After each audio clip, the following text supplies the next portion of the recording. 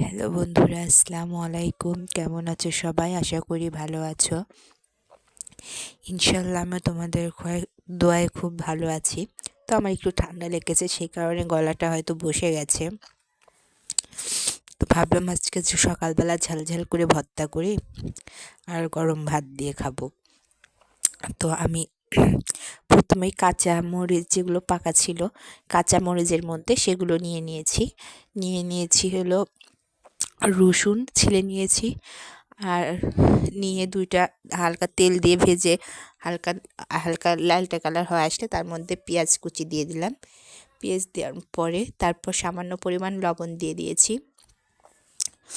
দিয়ে কিন্তু আমি কিন্তু এটা তেল দিয়ে ভেজে নিচ্ছি। তো ভাজা যখন লাল লাল হয়ে গেল তখন আমি কালি জিরা দিয়ে দিয়েছি। কালি জিরা দেওয়ার পরে কালি জিরা দিয়ে একটু নাড়ানাড়ি করার পরে দিয়ে দিয়েছি ধনেপাতা দিয়ে ধনেপাতা যখন হালকা নরম হয়ে গেছে তখন তুলে নিয়ে এই তো পাটায় পিষে ভর্তা করছি।